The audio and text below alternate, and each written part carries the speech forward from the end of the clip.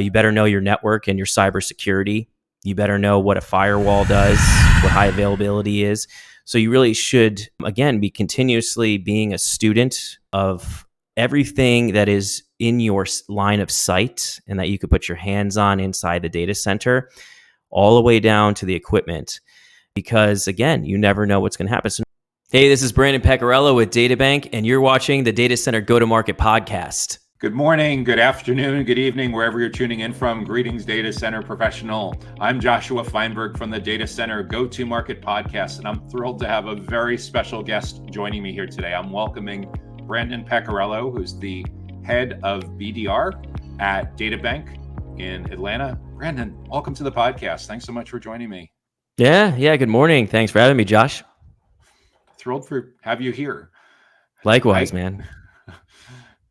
I know when we've chatted in the past, we've discovered that there's some commonalities in where we grew up, where we went to school. But for those that aren't familiar with your background, can you walk us through how you came to be a well-respected leader in the data center industry? Yeah, sure. I'll try to make it quick. So I've always been a nerd my whole life. I was a programmer at 9 years old. So kind of carried that through into college, went to State University, Rutgers University, got my computer science degree there, and then was paying my way through doing an internship in the summer times. And that's when I got into the data center marketplace. It was shortly after 9/11, being in New Jersey. After Intel came out with hyper-threading and virtualization was coming out, that really enabled companies inside New York City to develop disaster recovery plans, migration plans. And so I was kind of in the epicenter at the right time for that. So we had a 5-person startup. We grew that to 26 people plus very quickly. And really just jumped in 2 feet, rolled my sleeves up. And that's how I really got entrenched in the data center and compute marketplace. I was very, very lucky to have that timing. And then from there, I just cherry picked the data center providers that I thought were best suited for success to jump into, and just, constantly applied until I got myself into a data center provider. And that's when I was in sales and then subsequently sales management. So that's amazing that in a relatively short period of time, you went from being completely new to this industry to being to the point where you're able to literally cherry pick opportunities and pick the kind of company you want to go for.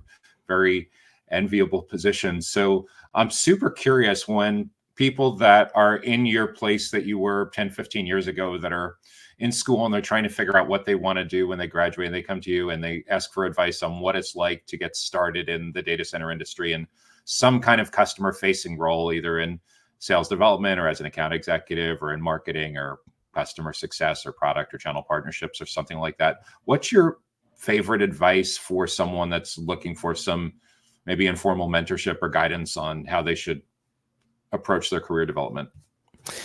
Yeah, I mean, right now it's very difficult to get in, to break into the data center industry, infrastructure as a service, software as a service, disaster recovery, cybersecurity. It's obviously a booming market. It's popular. It's attractive. It's future-proofed. So you're going to have to do something special. You're going to have to know somebody. And so what I always tell people is go to expos, meet people, shake hands, build a network, get on LinkedIn, follow people, and then also, study is kind of my biggest, most favorite thing to tell people and to also live by. You can always now find content for cheap. You don't have to go to a university to learn this stuff. And so if you become articulate in the sector that you want to become a professional in, and people in that market, just wait for your opportunity. And look, you're going to have to cut your teeth. You're going to have to start from the bottom of the totem pole and earn your stripes. But if you do that and you have good education, you have good mentors, and you're standing behind a good company that has a good product, your career will begin. You will not have a job. You will have a career. The average person changes jobs 7 times until they find themselves in a career. Try to shorten that. Try to really find something that you can be good at and that is a good industry for you to be in, and jump 2 feet in, but always be studying and learning so you can be articulate.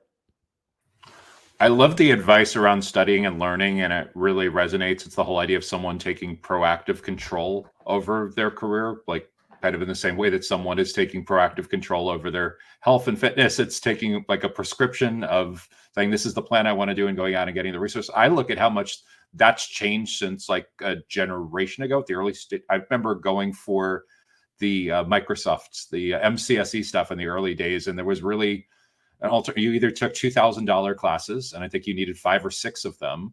I think at the time, if I remember correctly, Microsoft was subsidizing some of those classes for channel partners, or you could get a stack of books from, believe it or not, Amazon wasn't the dominant seller of books at the time. There was multiple online books, but that was the only way to be able to get the cost from 5 figures down to 3 or 4 figures was books. And at the time, there were some online resources, but not. I mean, today there's so much more competition for these careers, but there's so many more resources from the Google Careers and Udemy, and I'm a huge fan of LinkedIn Learning.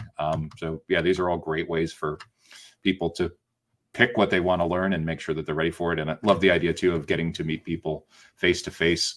In the course of your career, sure, from time to time, you've developed hundreds of relationships, maybe thousands of relationships with folks in the industry. If you were to run into a peer that you worked with maybe in a previous job 5 or 10 years ago, I said, Brandon, you're doing amazing. I love the work that you're doing, but I seem to have hit a wall. I don't know really what I want to do next. I'm pretty sure I want to stay within the industry, but what advice would you have to someone like that's mid-career, that's trying to figure out what their next move should be, or pivot, or recharge? Yeah, I think people have become, just with social media and just life in general, lost patience.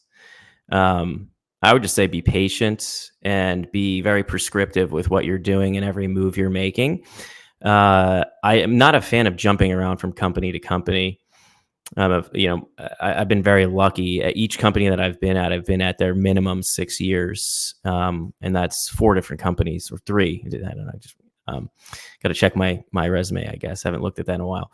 But I would say just be patient and find the people in the organization that believe in you, that stand behind you, that know you're a hard worker, that know you're very good at what your craft is, and plant little seeds with them. They'll get it. Don't be bullish with it, but definitely plant seeds. Further education is always great. Going back to school, I did that. It's very difficult. It's wild doing that, but that always can help.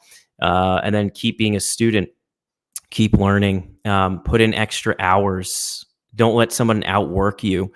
So you need to draw attention to yourself. If you want to accelerate your career faster than you'd like, you need somebody that's going to be your sponsor, somebody that's going to see this, understand this, and want to take you with them or put you in the right seat on the bus. And then you need to work extra. You need to do overtime. You need to do extra credit. You need to be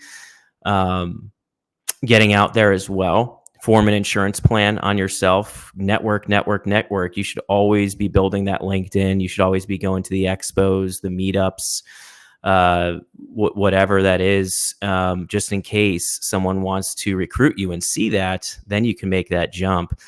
Also try to become a little bit more multifaceted. Don't become such a narrow, specific employee or a specific skill, because if you look at technology years over years, that those technologies can be disrupted overnight. Technology is a very dangerous place to be in as well. So if you're an expert in a very specific niche and that just gets completely demoed by something like an AI or anything else, now all of a sudden overnight you became a dinosaur, and you might be in your 30s becoming a dinosaur in that industry, and you focus too much and you have to reinvent yourself. So become multifaceted, learn various different aspects of the industry and the sector that you're in, as well as unilaterally, other sectors of technology that are similar to what you're in, or partners or affiliates. So, kind of look at things a little bit more broadly, polish up, work harder, roll your sleeves up, keep studying, and have a mentor and have a sponsor for sure. Yeah, I love the advice too about being prepared to outwork others that are in the space at the risk of too many cheesy, overdone sports analogies. You hear the concept of like getting more at bats, getting more reps. Like when somebody's doing the press conference after winning the MVP or the World Series or BA Finals or something like that, like, yeah, but, and the coach comes on, but you don't realize that player is the first one in the morning when it's true 2 hours before everyone arrives, and they go back in and they're doing a workout for another 2-3 hours after the game, and you don't see that part. That's true. Yeah. That's true. And the person, to sports analogy theme, the person that wants the ball, and who's not trying to pass the ball all the time, the person that's trying to get out at 5 or pass, the work on to other people, they don't have that intrinsic drive that becomes very apparent. And a manager's job is to recognize that, and then, conversely recognize the people that want the ball, that are showing up just a little bit early, getting ready for the day. They are responsive in times that you otherwise wouldn't think they would be responsive. I had one employee. She's amazing. You couldn't reach out to her without her reaching back out within like an hour. And I'm talking 2, 3, 4 in the morning. Yeah, I was just like, what? You are incredible.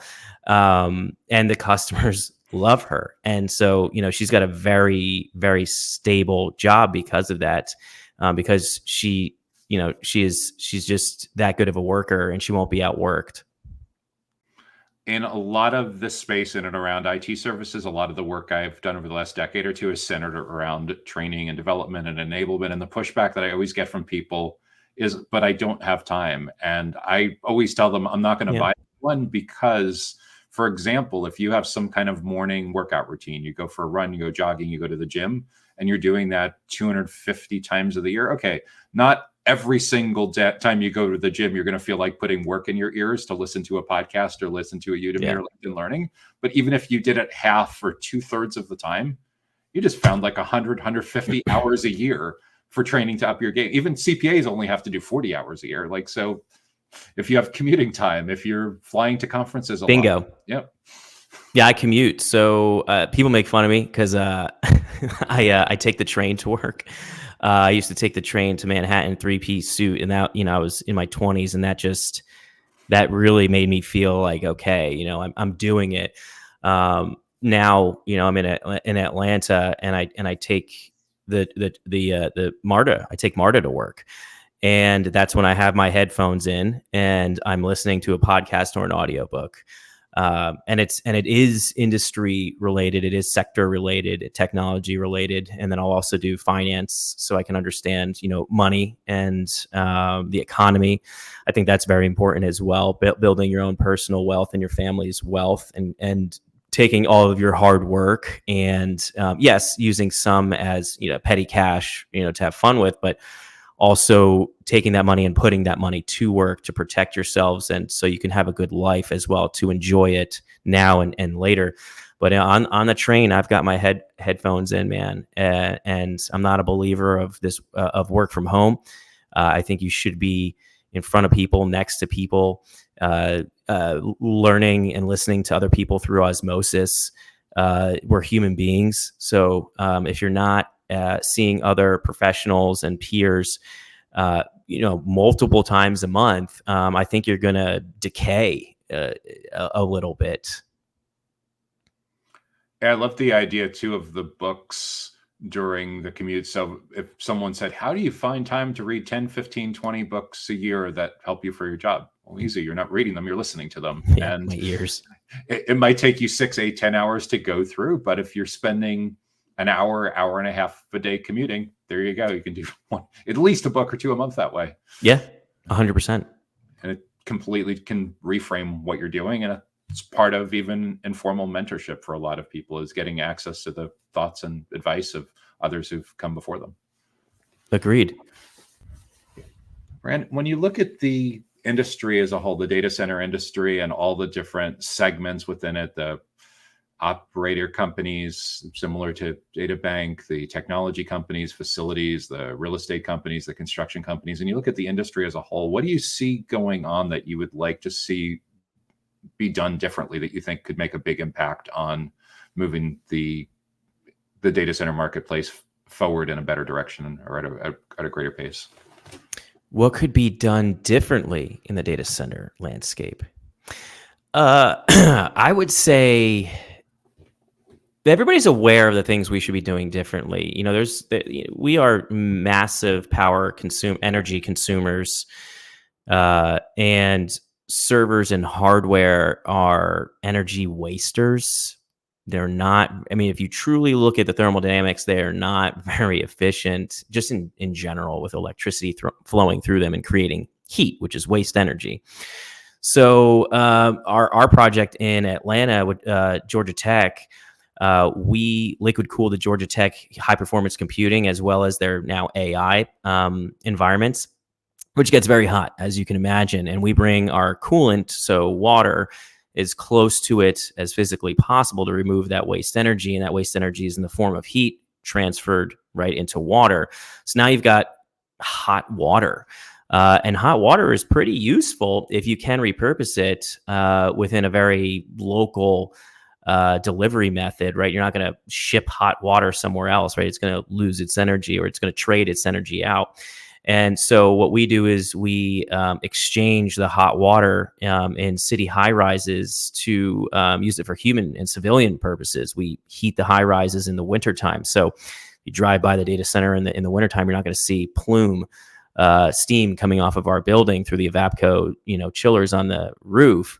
We're actually taking the waste energy from the supercomputers and the AI environments, converting that energy as heat, into a high rise and into the air for the ambient temperature, at least, supplementing it.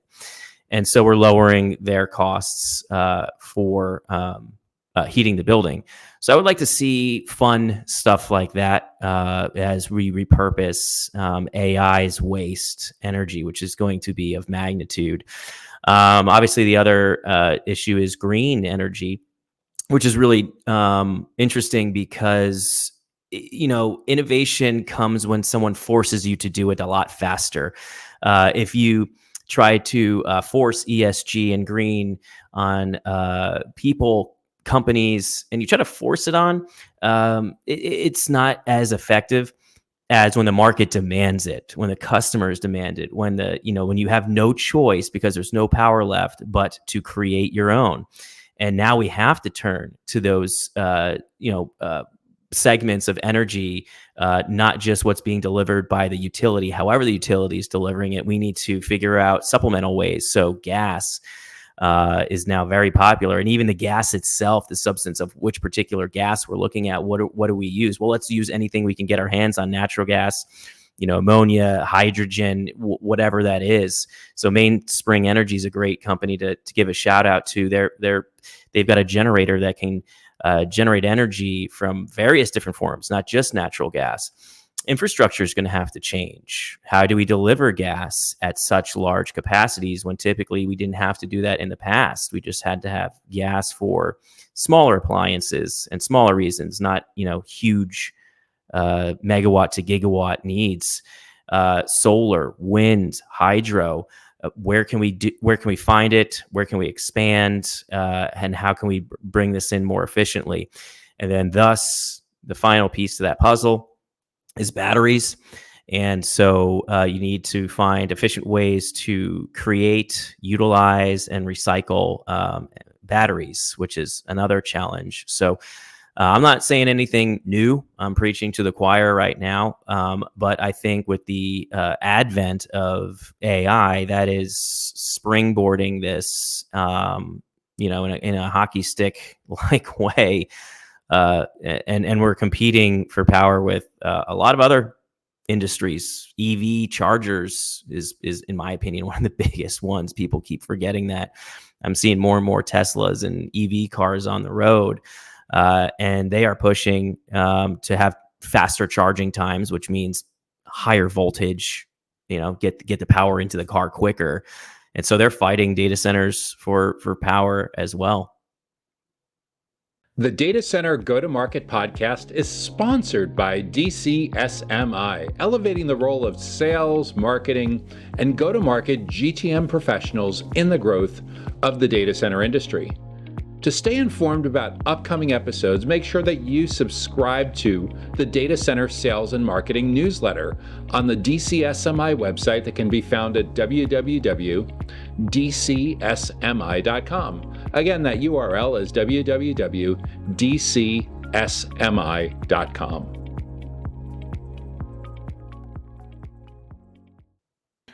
It's so interesting to me to see how over the past 10 years or so, the sustainability and energy and free cooling went from being a conversation that was had occasionally to now being top of mind nearly everywhere. I remember, and I think this is Overnight. Actually a company that ended up being part of DataBank somewhere along the line, was in Utah like 10 years ago, and they were way ahead talking about free cooling. I used to see people in the Nordics, Northern Europe, talking about the advantages of free cooling. I spoke to someone a few weeks ago and we were talking about the use case in the UK where they were using leftover heat to heat a swimming pool. And you're just going to see, that's right. And even just educating, being on the front line with the sales team, talking with prospects and clients all the time, the conversation that comes up like, oh, well, what happens if instead of 10%, 50% of my neighbors are driving EVs? How is that going to impact the grid capacity issue? And even in Washington, they're just in the last couple days or weeks or so, there's a lot of conversation on how to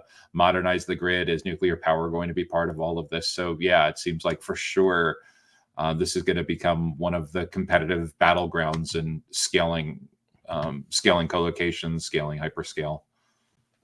Yeah, it's difficult to get rid of the waste energy to the general public because you don't want to live near a data center cluster, right? So if you look at Northern Virginia Data Center Alley, they've actually had noise issues now where they have to dampen the noise because there's so many data centers that you can hear a hum in a certain decibel, and so to pump hot or heated, it's not really define hot, but to pump water with energy in it for heat purposes, one town over, two towns over for civilian use, the transmission of that is just not, the infrastructure is not there. The transmission technology isn't there. So it's the challenge we have is to find what to do with the waste energy hyper locally to the data center.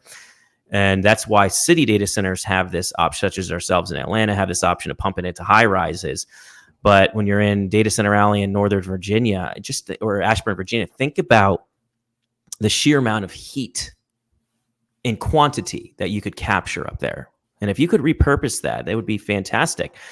Maybe it makes more sense to have a Data Center Alley in, Minnesota, Minneapolis, right, where it gets into the negatives in the winter. I mean, 4 or 5 years ago, it was negative 40 degrees in Minneapolis. That, I'm sure they'd take heat from anybody at that point. Oh, just like you, I grew up in New Jersey. I've lived in South Florida for the last 20 years, and it's astonishing to me with how... Yeah, you don't want heat. Because I get the must be nice comments all the time. Must be nice to live there. I'm like, it's spectacular to live here during the winter. During the summer, it's astonishing that there isn't a solar panel on every roof in every building, and because the amount of it's just, and I'm certain this is in the next 5-10 years going to be something that's going to have to be done on a national. That's another area where you go back and visit New Jersey and you see there's so much more. There's so many panels all over the place. I agree, and shout out to Elon Musk a little bit here, where it's due. The roof shingles that are solar panels, because some people don't like solar just because it's not pretty to look at, high maintenance. But if you blend it into the scenery like the shingles, and you can't really tell a difference, and as the efficiency gets better than in the low 20% range, That's like a no-brainer. If you imagine an entire neighborhood or apartment complex and the entire roofs are solar shingles, you really can't tell a difference when looking at it. That's power that's coming in. Then you just have to have a good battery system that can maintain that, so you can kind of peak shave with it. And you're exactly right. I think that's like a no-brainer, right? But if it's too expensive, it doesn't pay for itself. Money always will drive everybody's decisions at the end of the day. So you also have to mass produce it and have the parts and material mass produced as well. The labor is going to have to come down because there's going to have a higher demand for it. So that's a whole nother podcast we can do. And getting it in at the time of construction, it's very similar to another thing that I've seen in the 20 years living in this particular area of the country is impact windows. And if you do impact windows at the time of construction, as opposed to doing them aftermarket, and there's millions of people that are doing impact windows, especially if you start with national builders that are building tens of thousands of houses a year, you have the ability to drive these things down. Same thing with generators, same thing with solar. So the same thing with EVs. You look at what the Tesla's target market was and their price points 10, 15, 20 years ago compared to, now they're in the 20, 30K range. Yeah. You can get them.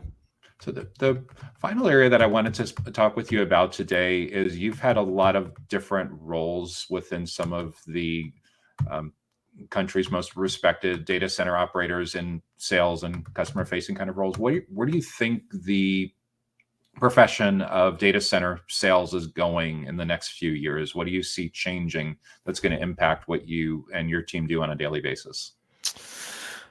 Luckily, due to my background in being a compute person that I'm actually passionate in, my teams that I've trained, built and trained are multifaceted, not just data center. So I consider data center glorified real estate. It's real estate, it's technology, it's space, power, or it's space, right? Which is real estate, and then amenities or other things to add to the lease agreement. And so you never want to become a dinosaur in anything, right? And you always want to be multifaceted. You never want to be too niche. So overnight, the people that were data center experts, they know everything from the chillers to the infrastructure of the data center itself. The supporting infrastructure, all the certification or requirements that customers will have in the different industries, et cetera, et cetera. You became that expert. Well, in almost now 2 years since the OpenAI release, just 12 companies have bought up over 3/4 of the data center's supply in major markets where cost of power is palatable. Typically, that's under 10 cents per kilowatt hour. And so that man or woman that was sitting there, that was the data center colocation expert, proverbially, if you're at Best Buy, you're a salesman or saleswoman at Best Buy, you've got no TVs on the wall anymore. All your video game consoles are all sold out, and all you have is the DVDs and the video game discs, the small stuff. That's not going to make a living for you. So now you're standing here with your hands going, now what, right? So I always trained my team on systems inside the compute layer as well as the network layer. So you don't want to just be the four walls. You want to be all the way down to the chip layer, and you also want to be in the fiber optic and the Cat 6E or Cat 6 plus range of education, where you can talk about layers 1 through 7. You can talk about in an educated kind of roll your hands up, roll your sleeves up fashion, talk about compute and systems. To a degree, you don't have to be a Linux, systems engineer. You don't have to be punching things into SQL, but you should definitely know how to provision a Linux server, a Windows server, an SQL server in VMware, or you better darn well know what Docker is and Kubernetes and what the difference is between a container and a VM, and how they operate and when they are useful and when one is better than the other. You better know your network and your cybersecurity. You better know what a firewall does, what high availability is. So you really should, again, be continuously being a student of of everything that is in your line of sight and that you could put your hands on inside the data center, all the way down to the equipment. Because again, you never know what's going to happen. So now with AI, I use my home lab, my data center in my basement to write AI and have that interface with my house through machine language. So I will speak to my AI just like you would an Alexa or a Google or a Siri. That wave file that captures what I said then runs through a speech to text engine. So it will then, type out, so to speak, what I said. Then that runs it through an actual GPT model, an open source GPT model, figures out what my intent is. I could use slang, whatever I want, and it will figure out what it needs to tell the machines to do. And then through YAML and JSON, it will actually run scripts to execute what I'm talking about. So now I know, through 8 months of programming this, what AI, rudimentary a little bit more than rudimentary AI in linguistics, right? So the GPTs, I know that pretty darn well. But now I have a rudimentary understanding of how they can interface with machine language and start to change things in the world right before our eyes. People keep talking about AI as if AI is just a chat GPT and that, it will write you a paper or it will write you a contract for your tenant in your place. Yes, that's awesome. But what GPT really is it's an interface between us and whatever else we need to talk to. So it's a translator to, let's say, again, machine language. So you could tell it, here's what my intent is, and it might program something for you in Linux. It might draw up an image of what you want. You might tell it, hey, I'm going to cook my spouse a dinner tonight. I have these ingredients in the refrigerator. Give me 3 different recipes from 3 different parts of the world. Gives you 3 different recipes from 3 different parts of the world. And then you say to it, okay, now create an image of that dish that you just gave me a recipe for and plate it and garnish it like it was, at a 5-star Michelin restaurant. And then it'll give you the image, so then you can do that at home and make that dish. Tells you how to make it, what ingredients, and then where to place it on the plate to make it impressive. There's a million different use cases and ideas that I've got that we can go over.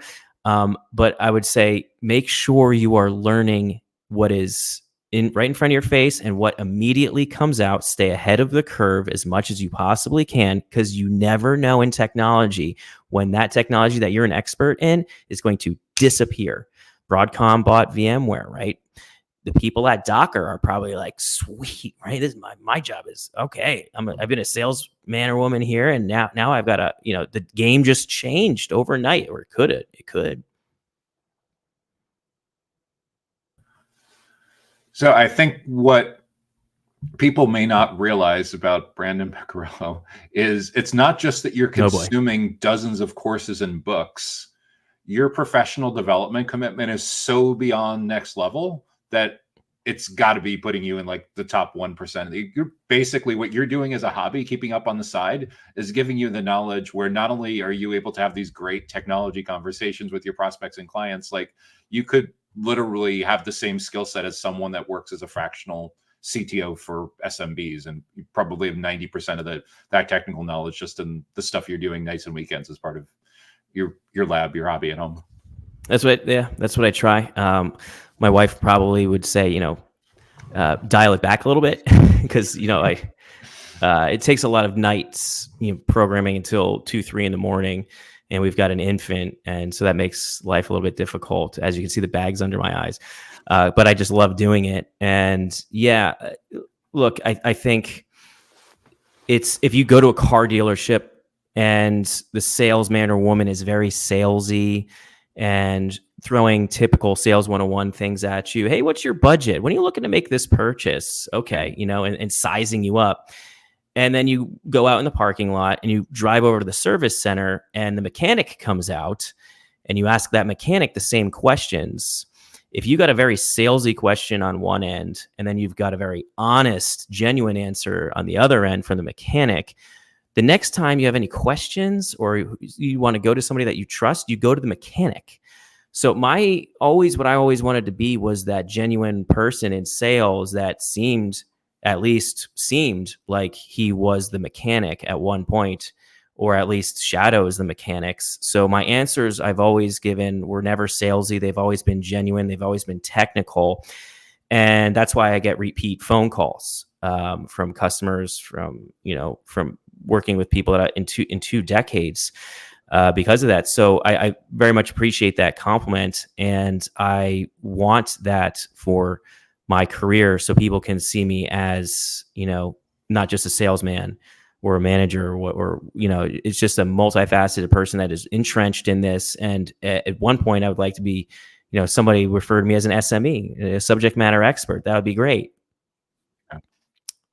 I think you're already there, or just about there, with the way you've made this huge commitment to your professional development. And in a world where it was the Gartner's latest stat that 83% of the journey happens now before sales contact. The only way that people are going to want to spend time with you is if you're bringing that kind of value to your prospects and clients. So it's easy to see why one of your biggest unlocks for DataBank, or just the industry as a whole, is being able to infuse that culture of curiosity and nonstop professional development and taking control of your career, so you can add that level of value to prospects and clients, so they want to spend time with you, as opposed to the typical cold outbound of having to beg for meetings.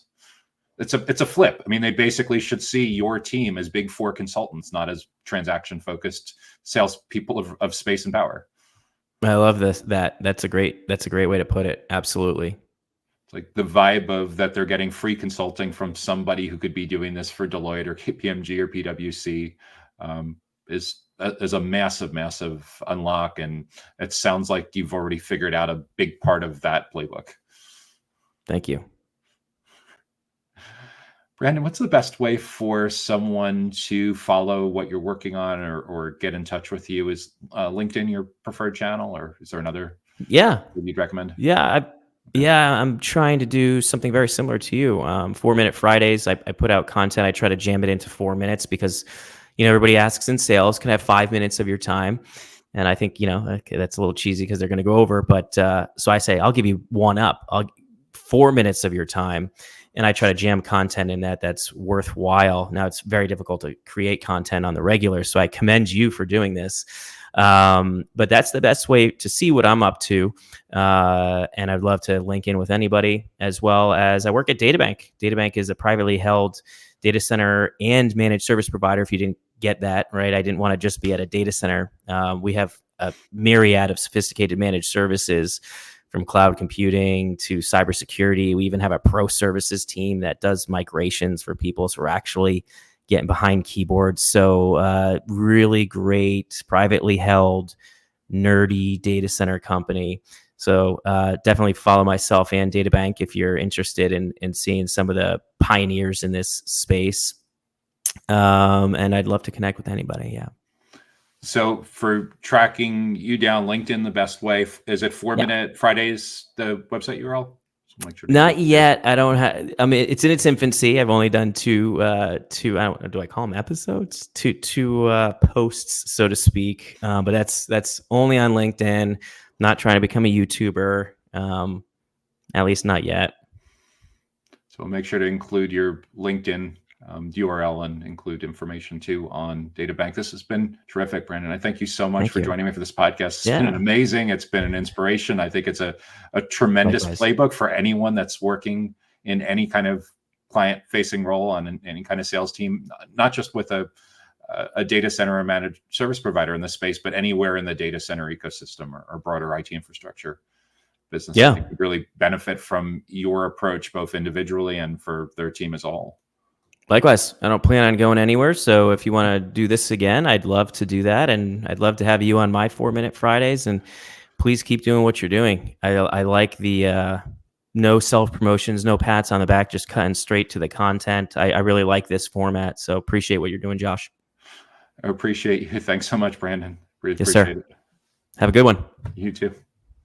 The Data Center Go-to-Market podcast is sponsored by DCSMI, elevating the role of sales, marketing, and go-to-market GTM professionals in the growth of the data center industry. To stay informed about upcoming episodes, make sure that you subscribe to the Data Center Sales and Marketing newsletter on the DCSMI website that can be found at www.dcsmi.com. Again, that URL is www.dcsmi.com.